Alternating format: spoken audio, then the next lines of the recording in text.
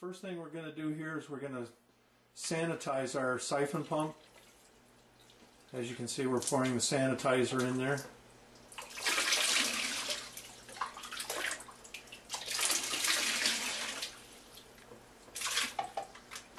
And that cleans the inside of the tube.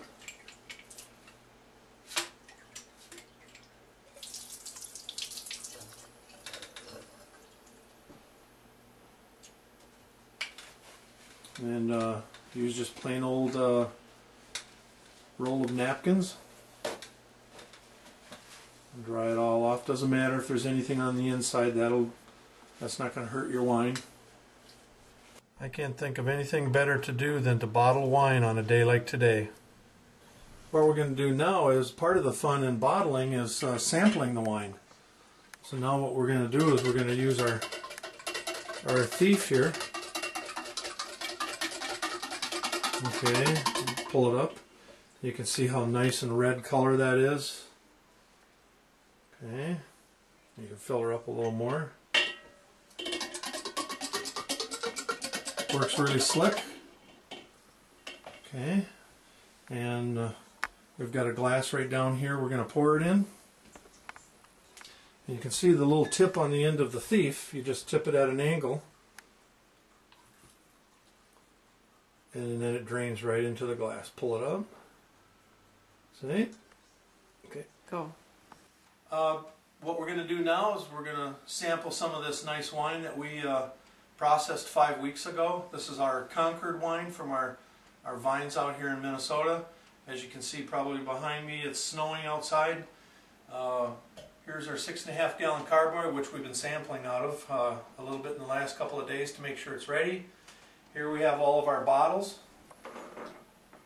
We have a bunch more here on the drying tree that's ready to go. These have all been bottles that friends of ours have donated for the cause. And then we have our sterilized hose and our siphon, along with all of our corks. And these are number 8 corks. You can use number 9s if you want. And then also different colored shrink tube sleeves that can go on the top. And later on we'll show you what we do with those.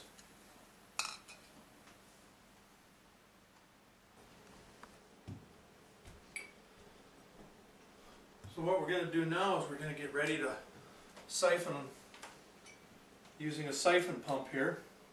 And that's going to siphon down into the bottles. And we have a nice little deal on the end there that when you pull it up, it stops the wine from flowing.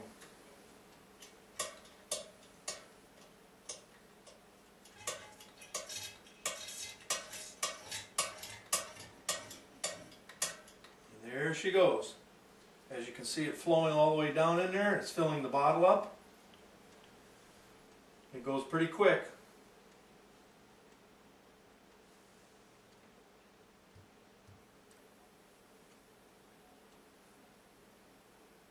And there she is. And you pull it out just by the time it gets to the top there. You see how it shuts off. And then you start the next one. When you push down on the plunger, it starts to flow.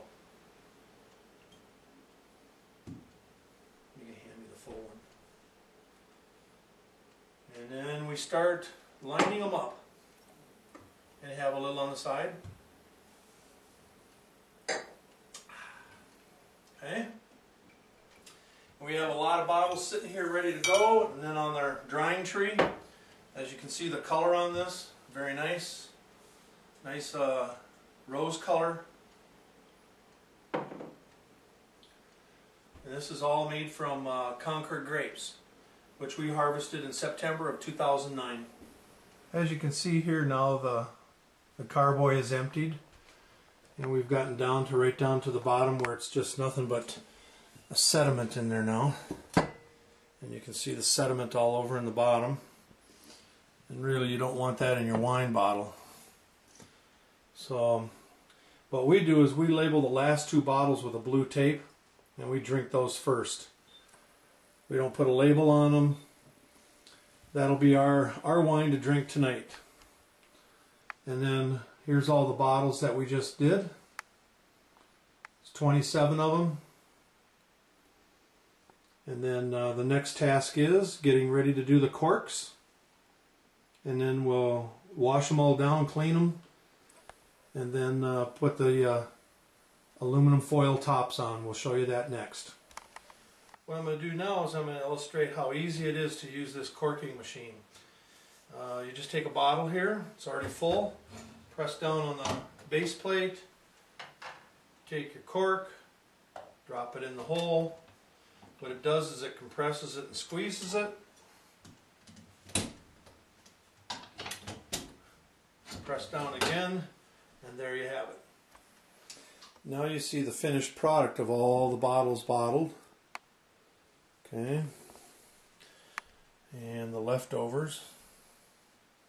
These are the foil caps now that we'll put on the bottles. As you can see, this is just a flexible foil cap. And you take it and put it over the top of the bottle. And then when you tip that upside down in hot boiling water, it shrinks it right to the bottle, just like you see in the store. What we're going to do now is we're going to take these green foil caps here, and you can do different colors for different years or different varieties. And we're going to take them and we're going to put them on the top of these bottles here. What we're going to do now is we're going to put the foil caps on. You need a really good boiling pan of water, about 3 inches deep minimum. And we're going to show you here. We've already put the cap on. Okay, and we're going to just hold it on with a spoon. We're going to tip it upside down and pull the spoon out and pull it out, and I'll pull it up, and you can see the finished product. What it does is it wraps it nice and tight. You can see that?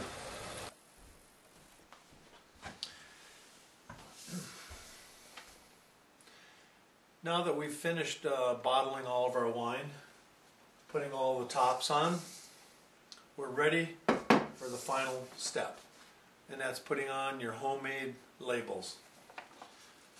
We've pre-printed a few of them ahead of time, as you can see right here, and we've washed our bottle really nice. We find a really nice spot for it to go on, and we press it in place. And now you see the finished product.